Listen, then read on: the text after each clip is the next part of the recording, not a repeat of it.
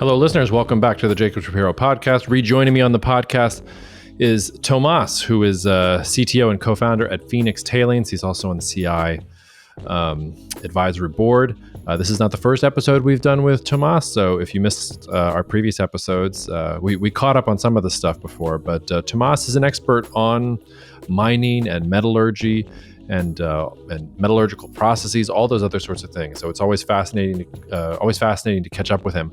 I think it'll be harder and harder to catch up with him in the future because he told me some of this offline. He alludes to some of it on the podcast. He is really, really busy. Companies out there are scrambling to secure access to a lot of these different resources that we're not even really aware of just how much our modern economy depends on small quantities of highly refined and highly pure resources and things like that. So thank you, Tomas, for taking the time. Thank you all for listening. If you have not left us a comment or a review, it takes 2 seconds, really helpful for us, and no skin off of your back. Otherwise, you can email me at jacob@jacobshapiro.com if you want to talk about anything you heard on this podcast, or about the Bespoke Group, or about having me speak at your event, or just anything else you want to talk about. I love getting emails from listeners. So take care of the people that you love. Cheers, and I will see you out there. All right, listeners, you're in for a treat. First of all, we have to thank Tomas because I think I moved this 2 or 3 times on you, and you're still willing to talk to me. So that's nice. And also, you're probably as busy as just about anybody else that is out there right now with your specific specialty.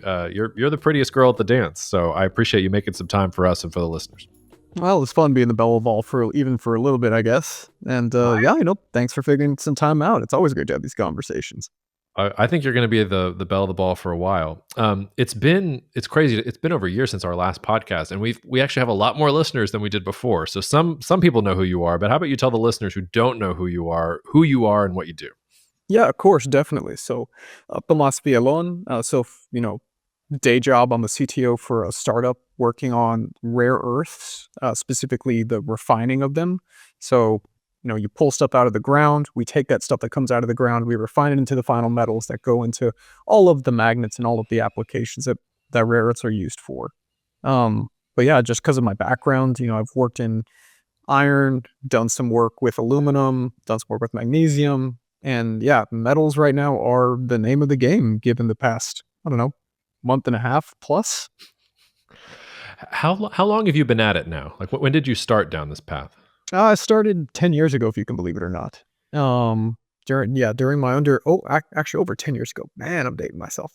So when I was an undergrad at University at MIT, I watched Don Sadoway, figured out that, hey, batteries are gonna be a thing one way or the other, and realized I didn't like batteries, but I liked the general principles of them. There was another professor who was working with Sadoway at the time, Antoine Eleanor, and Boston Metal was starting. So Boston Metal right now is making a ton of iron, making ferroalloys. But yeah, I got to work with them, then do my PhD, got to work with Alcoa, got to work with a company called Infinium, made magnesium, made aluminum, and the rest is history. Now I do the rare earths. How different is the environment today than it was 10 years ago? Was this like you were sort of a nerd off in the corner, but then like people were like, why are you focusing on this? Or was there already beginning to be a groundswell of, actually, we probably should refine some of these things in the United States? Okay. Depends on who you ask. At the time, there were efforts already underway. So for instance, the Critical Materials Institute out of the US had just formed, actually. It would have been around 2010, because I think this is their 15th year, if I'm not mistaken. So there was already the rumblings. If you spoke to the broader market, though, it's like, why on earth are you doing metals? Unless you were an end user of the products, and if the application was sensitive to you, so, lasers, specialty aircraft alloys, you really didn't think about it too much. Very, very different story now. Yeah. Why did you decide to get into it? It was just interesting, or was there something more strategic? Well, for me, it's a little bit more personal. My family's all from Mexico, and I work on ways to make metals in a clean fashion. And I mean, it was really simple for me from the age of 7. You see a giant smog cloud over a city of a couple million people, and you go, well, okay, if we want to have a future, well, what does the future look like besides smog? if you don't fix the smog, you're not going to get anything else. So this one's a little bit more personal for me, and I just find metallurgy fascinating. I found a great group of people to work with. Miles Stapleberg, actually, someone you've had on. He and I met, and instantly we knew we were metallurgists. It's like, okay, we're gonna be friends. It's a very unique group, but it's a very uh, honest and a very close knit group, shall we say? Yeah. All right. Well, fast forward to now. Let's see. I pulled up the latest USGS data here. So in 2024, the US was 100% reliant on imports for 12 of the 50 minerals on the list of critical minerals. That was unchanged from 2023. And the number of critical minerals where we are 50% or more reliant fell from 29 to 28. The one that fell off apparently was nickel, but that was not actually a sign of increased domestic supply chain strength. It was because our industrial consumption of nickel declined to get below 50%. Yes. The data up and down, even since the Trump administration really prioritized the rhetoric around critical minerals, like they created this list in the first administration. There was a lot of talk around the types of projects that were going to be set up around then, but it doesn't look like there's been a whole heck of a lot of improvement in where U.S. Reliance on the imports of these critical minerals is that right? Am I being unfair? Is it just that it takes a long time to spin these things up, and that we'll start seeing the fruits of that labor over the next couple of years? Tell me about how the market has changed since the United States during the first Trump administration, at least rhetorically, woke up on this point. Rhetorically, between the first administration and the second one, it's a lot more vocal now. Now there is an end goal. Now there is an end target.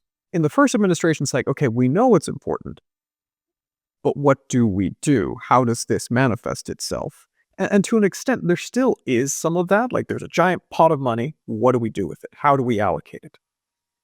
What helped, ironically enough, was the Biden administration. Because the Biden administration put a focus on a lot of these materials in other capacities. So, for instance, the change to electrification is really strongly driven by a lot of these materials. And so as a result of that, the train left the station. Now, with the new rhetoric, it's the same set of issues, but you've got this change into the wording. The end effect is effectively the same, but the messaging is different. And how much, like, what does that big pot of money look like? Like, if you're a startup in the metal space like you are, is that like, ooh, great, like I can like withdraw from this big fund? Is it like, no, I have to submit 20 different applications and then jump through a couple different hoops, and then maybe if I can recite some Shakespeare standing upside down, they'll give me some money? Like, how easy is it to access the money that's been set aside for these goals? It never is easy. It doesn't matter what administration's in. It doesn't matter who you know, what is going on, unless it is something of absolute critical importance. The pot of money is there, but how you get to the pot of money, that's the big question mark. Obviously, I think you kind of described it fairly well, actually. Is there is a song and a dance, and there's a procedure. There's always a procedure. But being a startup and having the right messaging, I mean, even being a larger company and having the right messaging, and then most importantly, knowing what funding mechanism, who to speak to, and what final deliverable is actually important. Because you can just say, yeah, let's go make the metal. Okay, the metal in what quantity, the metal in what purity, who's your offtake, what's the buyer structure look like? All of that is super relevant. And candidly, there really hasn't been a push of this style in the federal government's history, probably since World War II, honestly. And so those mechanisms may have existed at one point, but they need to evolve given the completely different ecosystem that we see right now. That's funny that you say World War II. I would have assumed like that the space race would have been something like this. I would have also assumed that there were special minerals around, like mineral commodities around sending astronauts into space that would have done this. Was it not? Was that as important, or was it really World War II the last time we had this kind of focus? So what the space race did was it made fancier end products, right? You're building the Saturn V rocket. You need all these fancy alloys.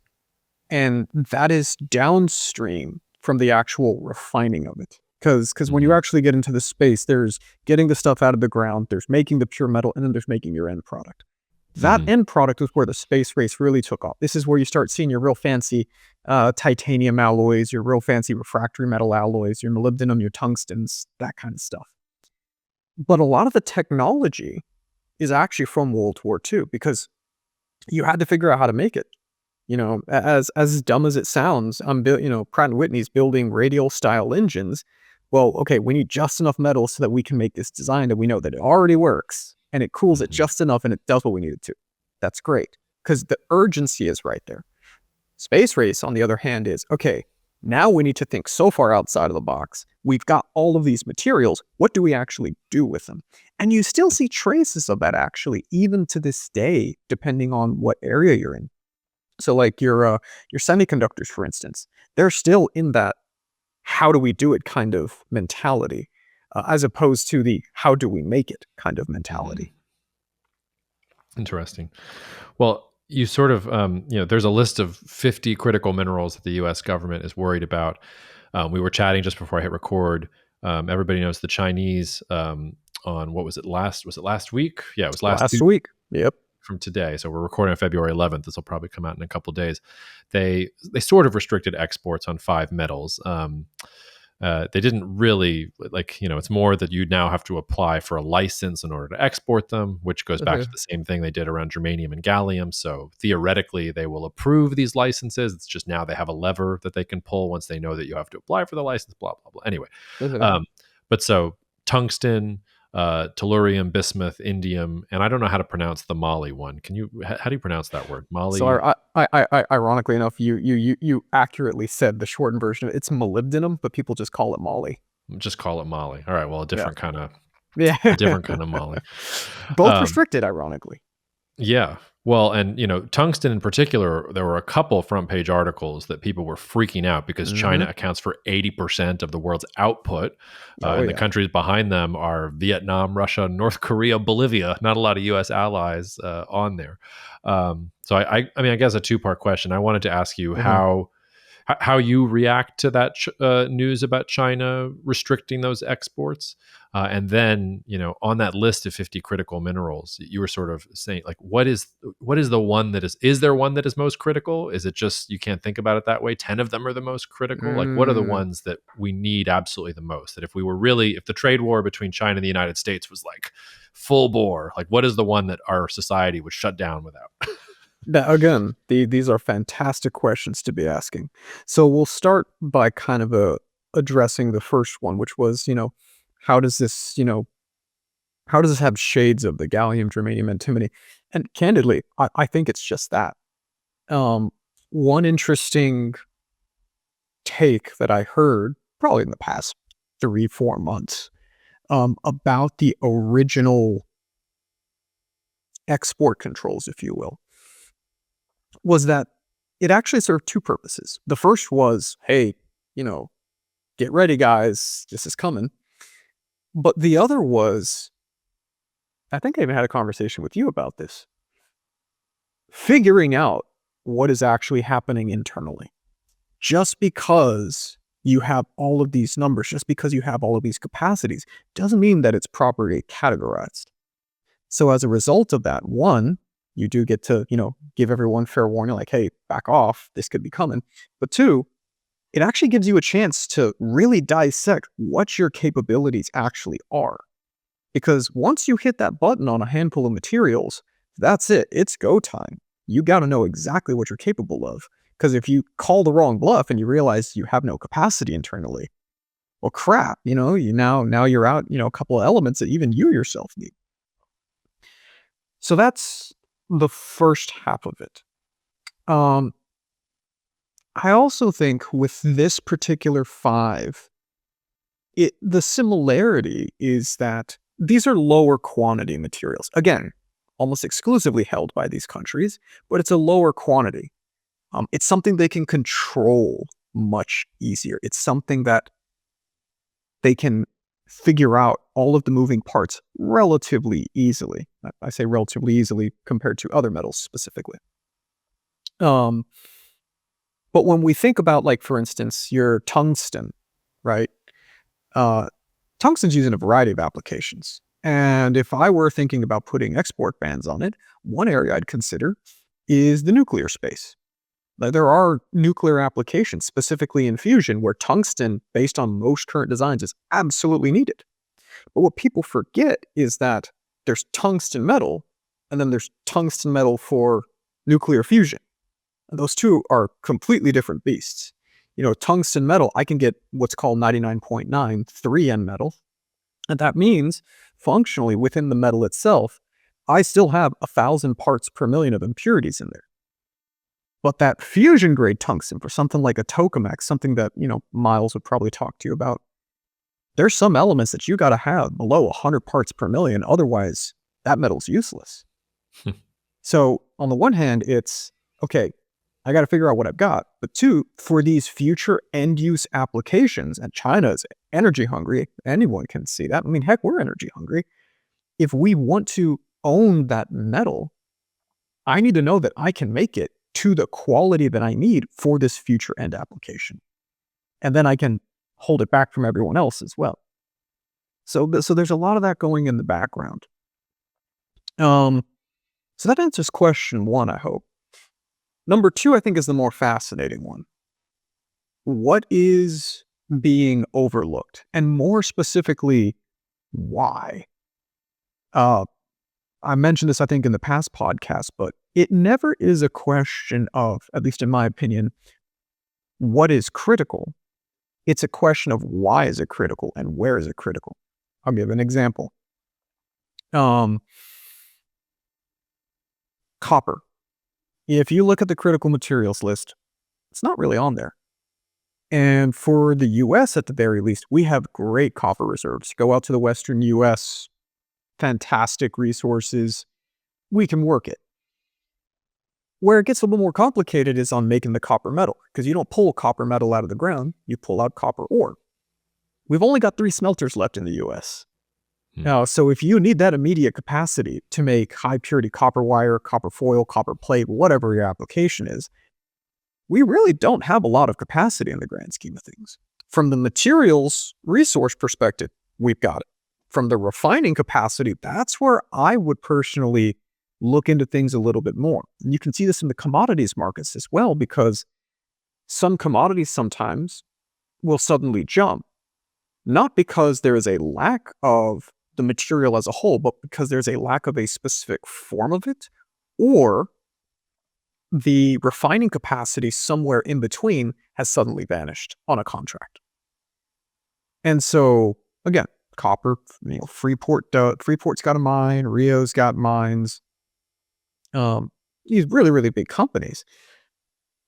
But actually the copper metal itself, not really. Okay, so if you don't want the smelters, you either go to Canada or Mexico. Okay, you can still work around that, but I mean, copper is a bulk tonnage material. It's not as bad as iron or aluminum, but it's starting to get logistically really difficult. So whenever I see these critical materials, the question I have to always ask myself is, okay, I understand it's critical, but why?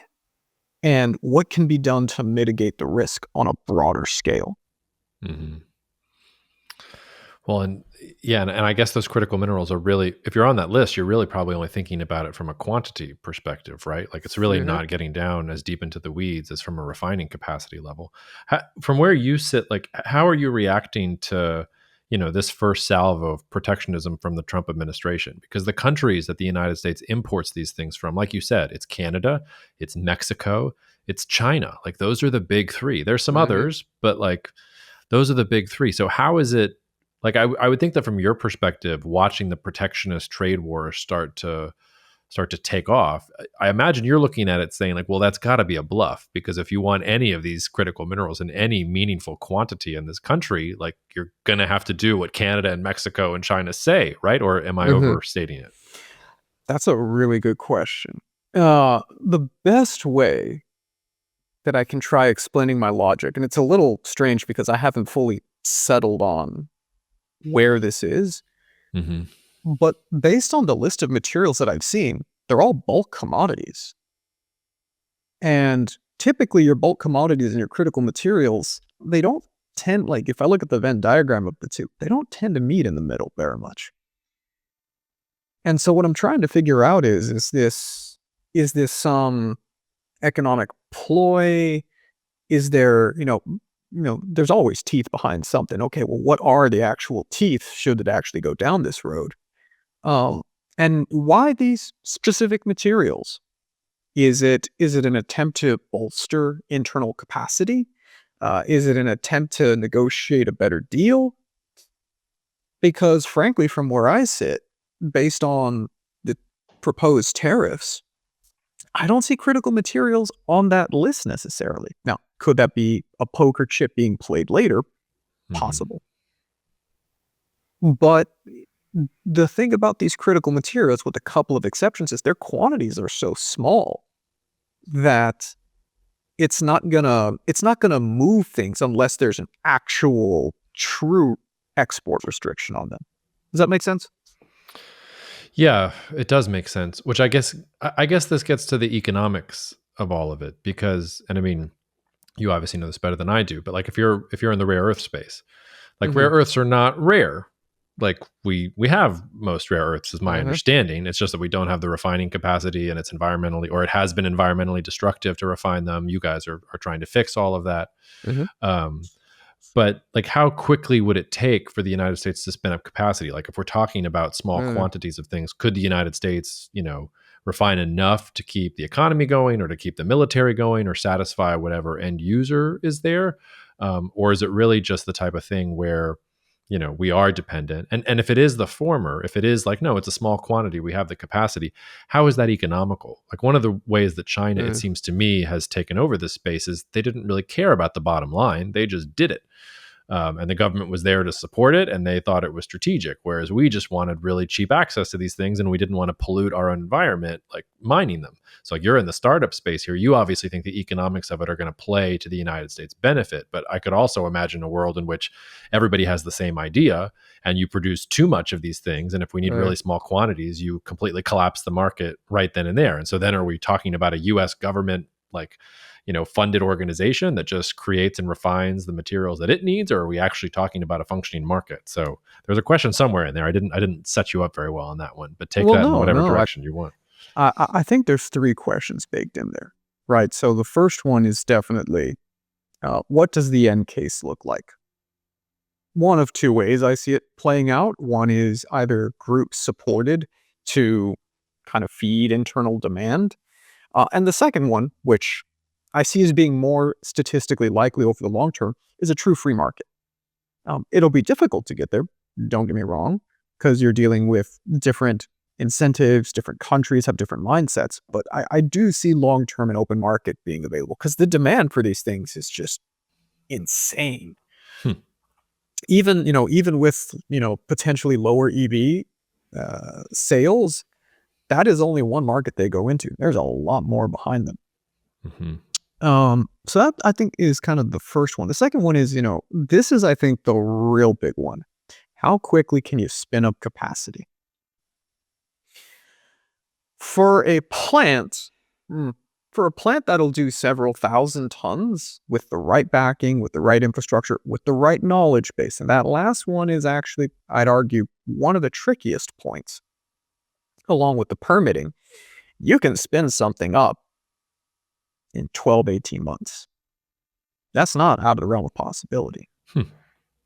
Now, that's for several thousand tons. If we're talking several 100,000, if we're talking several million, okay, now we're looking at, and again, if I'm being very aggressive, you're looking at 36, 60 months, because you got to get the engineering done, you got to get the sampling done, you got to get all your supply chains figured out, but it is doable.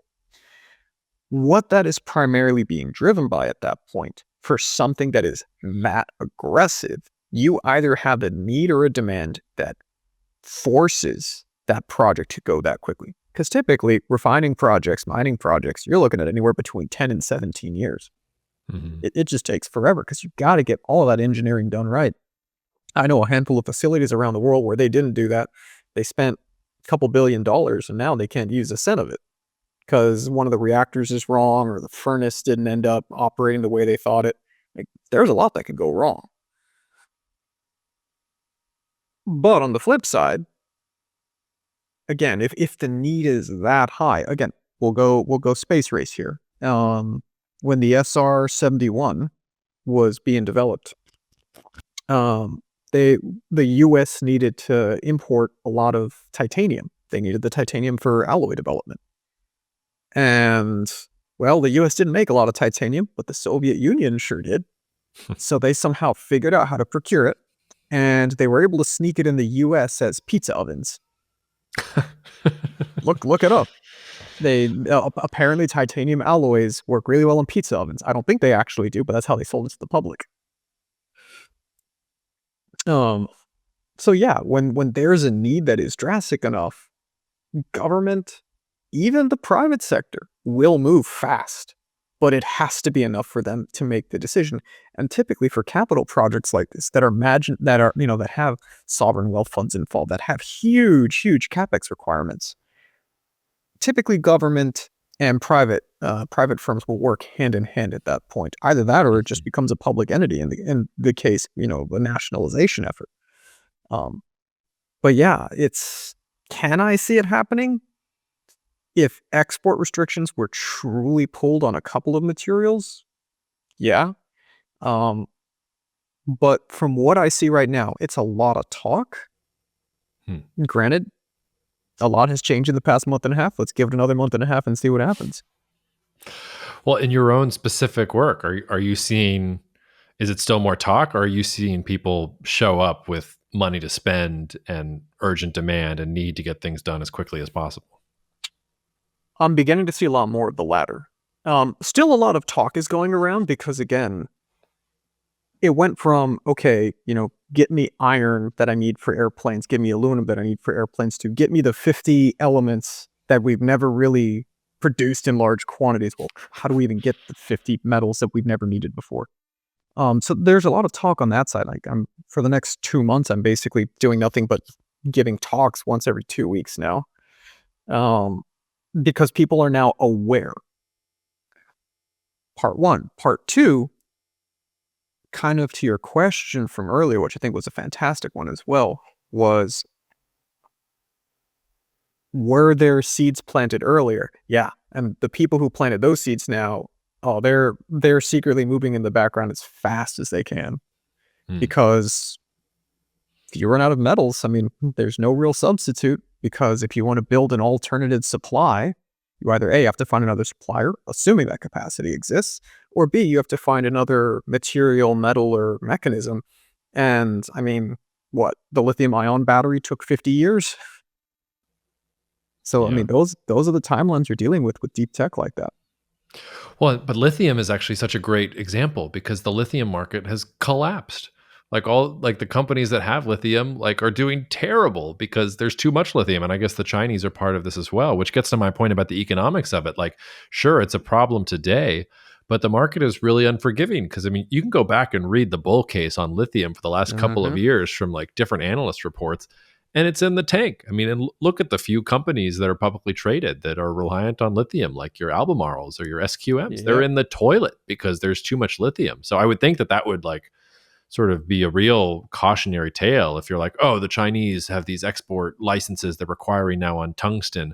Well, okay, if they only produce, what was it? Was it 67 or 76,000 tons? 67,000 tons. Yeah. Is what China produced last year. So what happens when, 3 different groups get together and produce 300,000 tons of tungsten for the market? Does it just completely collapse in on itself?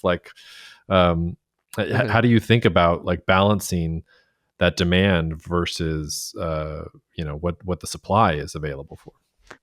So the interesting thing about these smaller quantity metals is that, unlike your bulk commodities, they tend to be done with true business to business contracts. So whenever a new project goes up for some of these materials, assuming they're on the public market and trying to commoditize that good, your really high quality tungsten, your really high quality tantalum, your really high quality vanadium, even in some cases, that's done on a business to business transaction that never hits the public market. So your really, really smart groups, there's quite a few in Europe, quite a few in South America, quite a few in America that you've never heard of, they approach it much more cautiously, and they let their contractual demand pull their capacity forward. That's the smart way to do it. The other way, as you mentioned, big bang. Just go for capacity, capacity, capacity, and hope your economies of scale and your process and your ground is good enough to justify it. So to your point, the lithium market, yeah, that went straight up and then it just got oversaturated. For a lot of these more strategic materials, though, again, very small quantities, the number of players that exist is much smaller. So it really comes down to how good is your business development and can you find the application for it? For certain materials, I will tell you that, again, the demand is just nonstop because even within, again, that portfolio of the available quantity, the actual end product is a fraction of that. You have to make it pure, if you will. So, Mhm. I mean, real easy one here, your platinum. I mean, there's no shortage of demand for platinum. You can see it when their supply runs out. If there was ever a glut of platinum, sure, it'd go through the market. People would buy it. People would stockpile it. But when some of these materials are only made in a handful of dozen tons a year, that's not a lot of wiggle room, especially if you're dealing with, much more business to business contracts. Mhm. One of the things that is unique about what you're doing and focusing on, and really some of the things that are driving your ambitions, you mentioned, is to do this in a way that is not dirty or that is not environmentally destructive. What does that look like? Does that look like what your energy source is? Does that look at the actual refining of these different materials? Like how are you becoming sort of cleaner, and how clean have you gotten the process? Is it like relatively clean to how they do it but still not super clean, or is it actually the sort of thing where no, this is like about it, even like the tree hugging greenies would love the way that we're doing things? Yeah. Uh, so for us, at the very least, we have no scope 1, scope 2 emissions. Basically, what that means is that no direct carbon emissions, no indirect based on the electricity contracts. So that's how far that we go. We're already looking at what's called scope 3. So even the sourcing of our own materials to mitigate that impact. In terms of all of the other pollutants, candidly, if I can't breathe the air, drink the water that comes out of the end of the facility, that's not clean enough. Like Wow. that, those are the things that I'm imposing on myself because, I mean, think about it. We're in the urban Boston area. You can't do anything without the state of Massachusetts, without, groups knowing what is being done, because you got to get everything permitted. And so for us, one of the ways to speed is actually this permitting process. When you have demonstrable proof that, hey, we don't cause, pollution as you understand it. Well, okay, so I'm giving you jobs. I'm giving you new technical knowledge. I'm giving you a facility that then allows for more regional growth in that specific ecosystem while not having the downsides of it. That's a massive thing. And for us, more importantly, from a business perspective, one of the big things that takes mines and refineries so long to get online is just the permitting. So if I can tell someone, hey, there's no carbon dioxide coming out of the end of this plant, I could literally, Mhm. take a stack and just breathe the air. Okay, that's a lot easier from a development perspective. So that's kind of how we think about it, and candidly, any project that we take on. Because nowadays, the social license to operate. Are you familiar with that term by any chance? Yes, but why don't we define it for our listeners? Yeah. So obviously there is all of the permitting, there's all of the things that are required to actually get a facility operational, but then there's always people associated with it. And so being able to have a social license to operate then is basically having the people willing to allow that facility or that operation to be there. Great example. There is a copper mine in Arizona, the Resolution Copper Mine, if memory serves me properly. And they've been working on that mine now. It's two major international groups for 10 years. They've sunk several hundred million into the ground. They had all the permits, they had everything ready to go. They even spoke with the Native American groups who have rights to that land. And everything was good to go until it wasn't. And now they're in a legal battle between some of the Native American groups, and the project's just sitting there. They had everything. The economics looked fantastic. They had figured out mitigations for a lot of the typical problems associated with copper mines, but some people just said no. And so if you want to have this clean future, there is no way to get around the massive quantity of metals and materials that we need to produce. That doesn't involve there, candidly, being a refinery right down the street potentially from where you live. There's no way around it. There was an old estimate that I saw. The amount of copper that we need to hit the electrification goals by 2050 that was set up by the Biden administration is twice the amount of copper that we've mined and processed in the entirety of human history. Yeah. Again, lofty goal, I understand it, and, noble, but at the same time, it begs the question of, okay, well, we can just dig giant holes in the ground. Fantastic. There's going to be a smelter right down your street that most copper ore is a sulfide, so you're going to have sulfur dioxide coming off of it. Lovely. No one's going to buy that. No one. So from a acceptability perspective, from a social license to operate perspective, we have to build these facilities that you are perfectly okay with being right down your street, as far as I'm concerned. If I cannot hit that criteria, then that means the product ain't going anywhere. Yeah. How much more expensive does that make things? Oof. So it really depends on the material that you're dealing with. There are some, typically the ones that are in smaller quantities, that you can clean up fairly well. It really comes down to, again, what is your final economy of scale and what are your unit economics? So I'll give you two comparisons right here. So platinum mining, platinum refining. Let's just stick with the refining right now. Platinum is 10, 20 tons a year, so very, very small quantities. And let's be honest with ourselves, the process is a little rowdy. They tend to use chlorine gas. They tend to use some really interesting, really exotic chemistries. But because you're making so little, they can confine everything to the context of the plant, and any wastewater that comes out, unless there's been a major spill or a major issue, it's actually really clean. So if we can envision, I remember reading, I think it was a USGS report, we import 60 tons of arsenic a year. Okay. Same relative order of magnitude. I mean, if I were to build a plant, I'd probably spend a similar amount of money trying to operate that, or trying to build that facility. But operationally, arsenic is a lot harder to deal with. And it is a larger quantity. So in that particular case, my concern, you can always figure out the permitting, you can always engineer it. The question at that point is, can you do it well enough? And is the price point of arsenic high enough for you to justify all of those costs? And if not, you have to look at a completely different technology stack.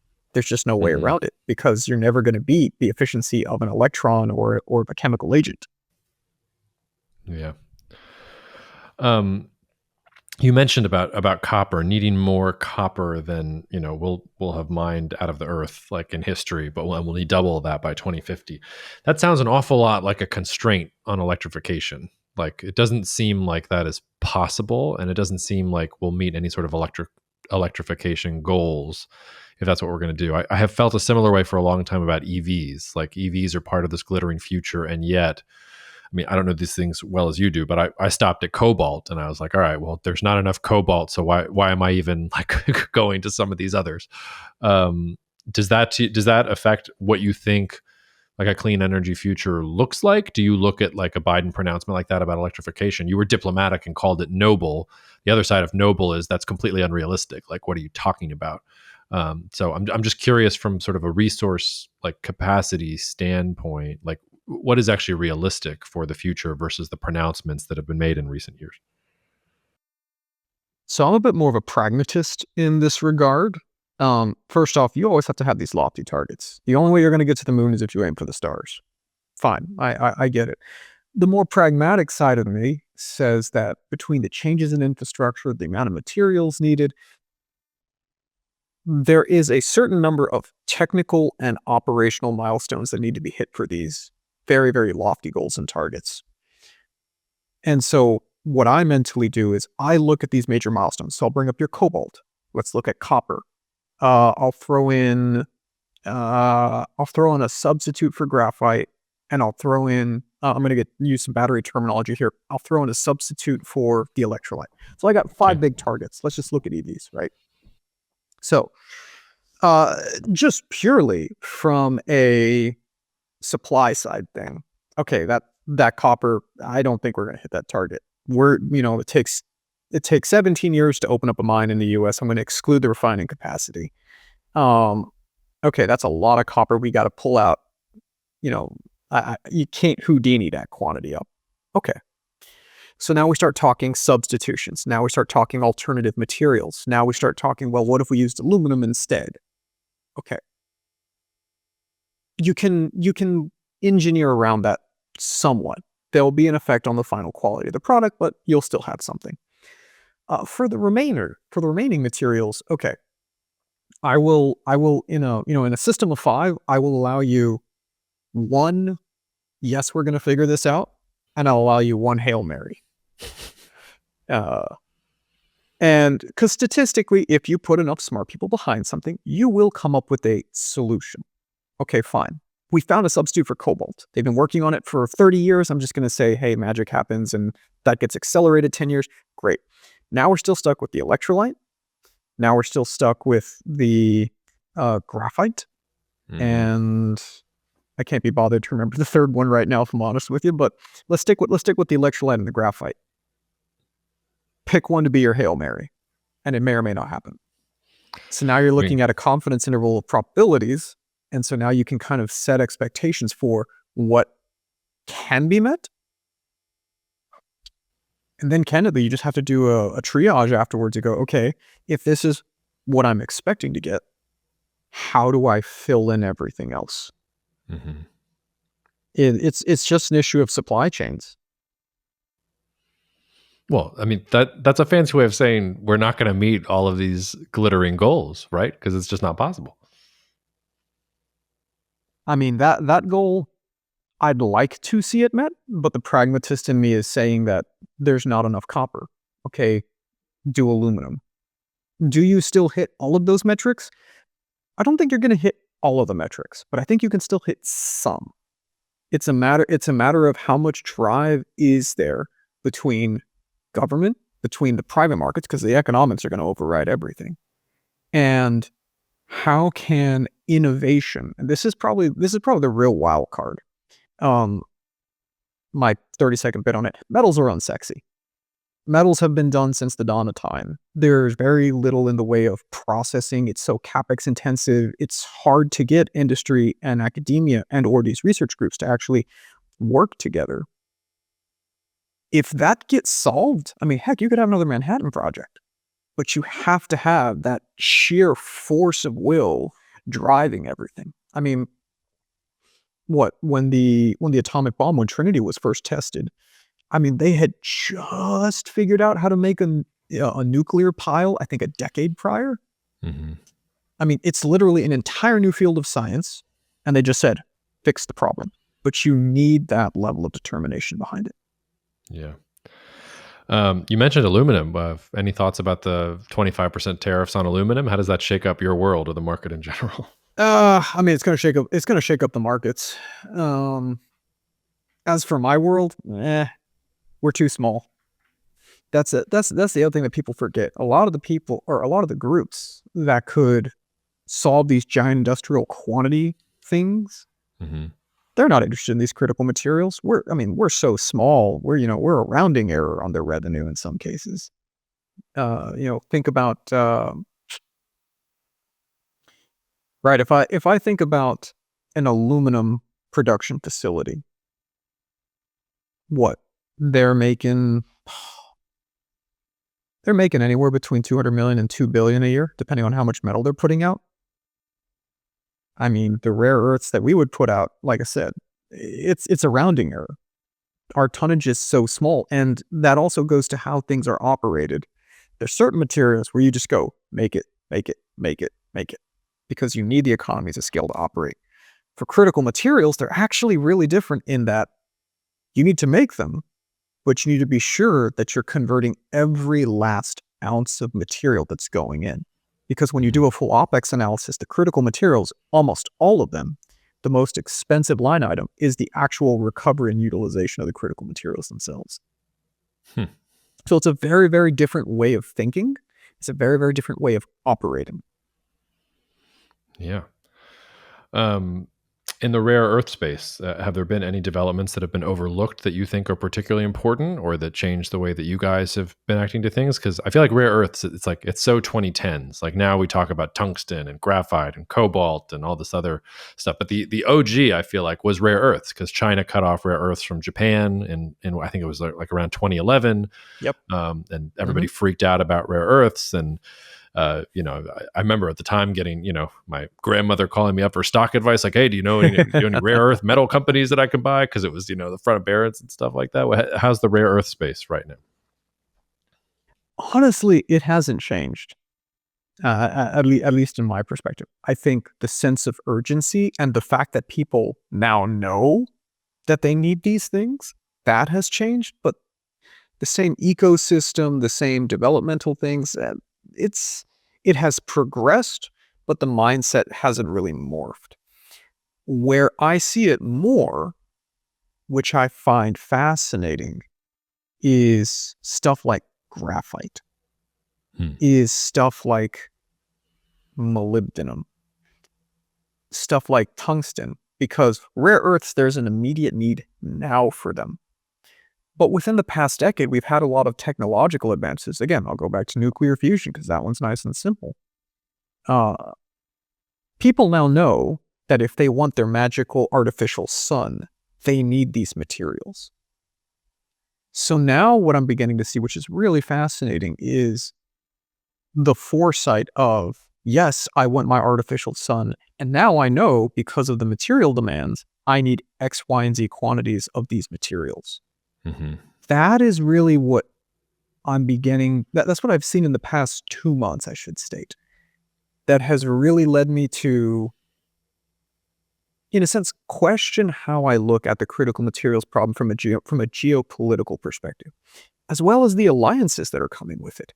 Because up until this point, I would say, with the exception of Deng Xiaoping in the 1980s making the prediction of the rare earths, no other major country or group has moved in such a way that has looked at that 20, 30-year horizon.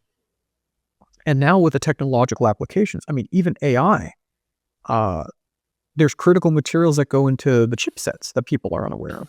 Yep. And I've heard, where do we get hafnium? Where do we get tantalum? Where do we get, and it's this laundry list of like, oh, you need it for your capacitors, you need it for this, you need it for that.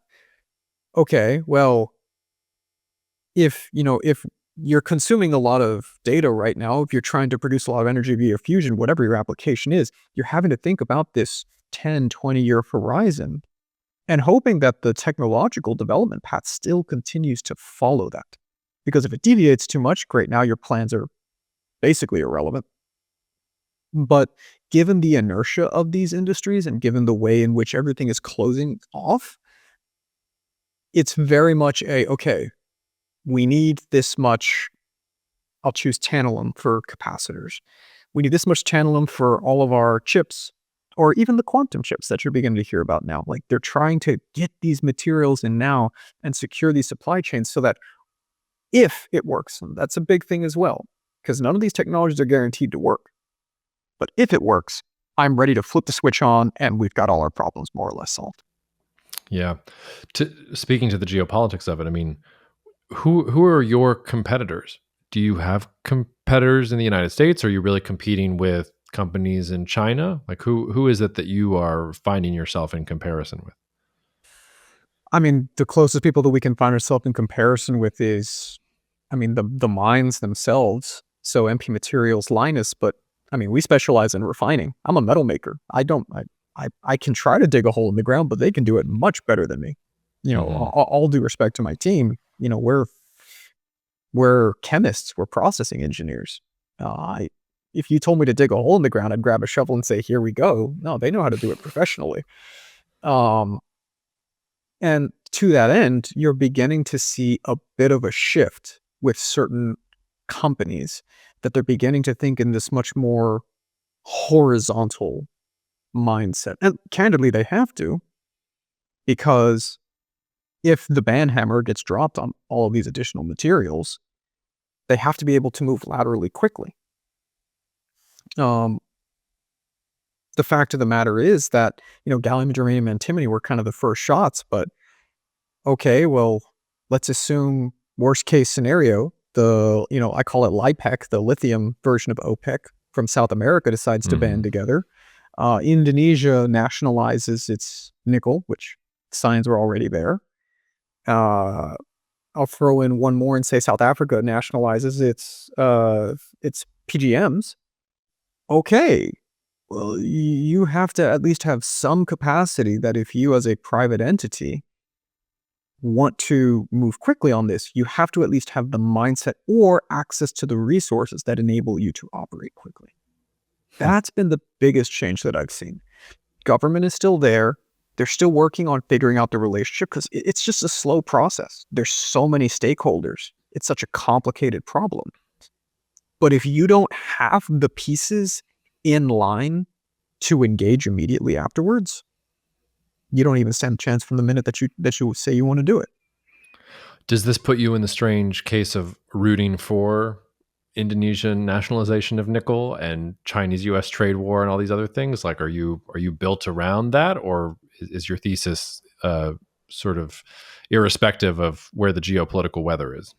Our thesis is irrespective of the geopolitical weather. When we started this company, we made a very unusual decision in that there can be no markups, there can be no subsidies of any kind in our model, because that's never a guarantee.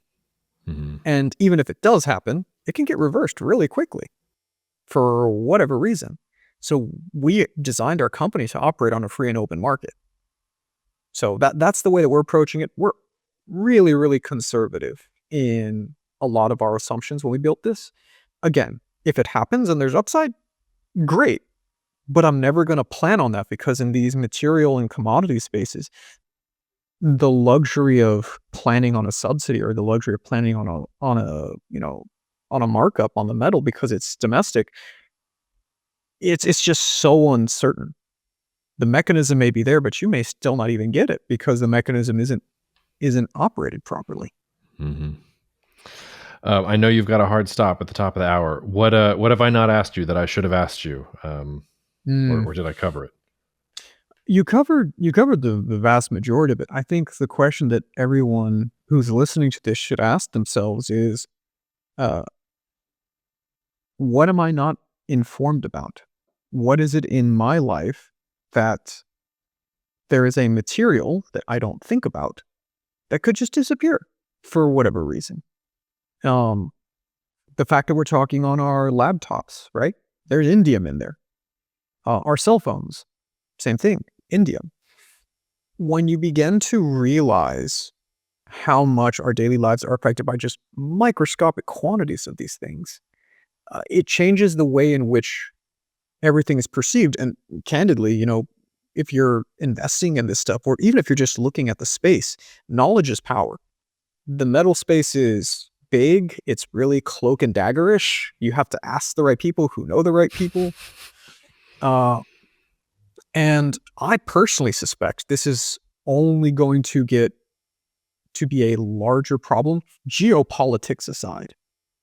Because, with or without electrification, the demands for these materials is just increasing. It may not increase as rapidly, but the next 20 years, I can easily foresee, iron ore resources in certain parts of the world becoming strained. Heck, if you want to go look up something fun, I'm always, besides metals, just look at the materials in the world. Illegal sand mining. It's a huge problem. Sand mining? Yeah, illegal sand mining. It's a major, major issue, just because you need concrete. Well, how do you reinforce concrete? You need sand. You need aggregate. So there's major illegal sand mining operations all over the world that you've never heard of. And that's just, one tiny little example. I think last I heard that market's like $3 billion plus. That's just the illegal side of it. Yeah, we had Will Freeman was on the podcast recently, and I forget the exact percentage, but the percentage of annual global gold production that is illegal like wildcat gold operations was like, he blew my mind. I think it was something like 20% or something like that. It might have even been more. So Yep. we think of these things as markets, but it's actually kind of much more manipulated than that.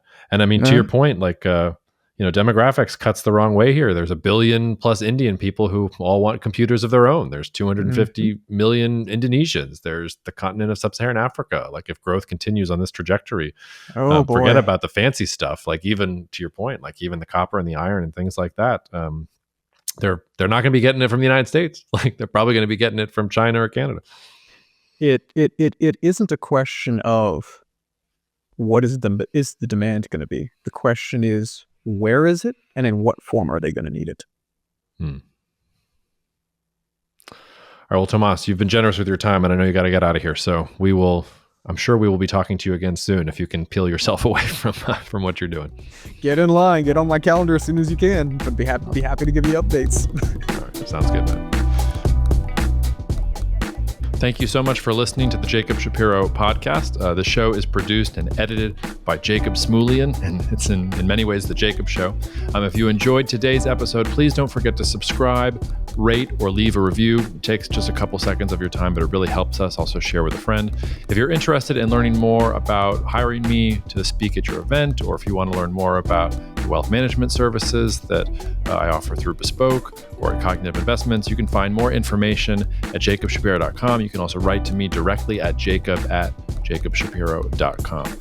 I'm also on X for now with the handle Jacob Shap. That's Jacob, SHAP, no dots, dashes, or anything else, but I'm not hard to find.